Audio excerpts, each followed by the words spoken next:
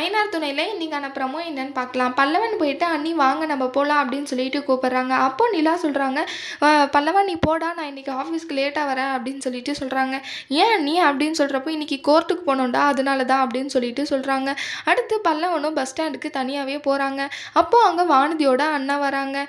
பல்லவன்கிட்ட கேட்குறாங்க, எங்கடா உன் அண்ணி, இல்லை உங்கள் வீட்டில் ஏதாவது வேலை இருக்குன்னு வரலையா அப்படின்னு சொல்லிட்டு ஒரு மாதிரி கேவலமாக பேசுகிறாங்க. அதை கேட்ட பல்லவனுக்கு, நீ திரும்ப திரும்ப என் அண்ணியை ரொம்ப கேவலமாக பேசுகிற, உனக்கு இவ்வளோ தான் மரியாதை அப்படின்னு சொல்லிட்டு அடிக்க போகிறாங்க. அப்போ வானதியோட அண்ணா பல்லவனையும் அடிச்சிடுறாங்க. ரொம்ப முடியாமல் போயிடுது. அங்கே இருக்கிறவங்க கால் பண்ணுறாங்க.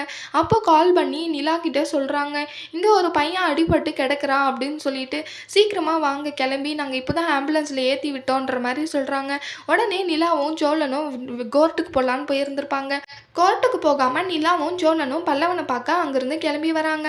இப்போ சோழனை பல்லவன் பார்த்தா எல்லா உண்மையும் சோழனுக்கு தெரிய வந்துடும்.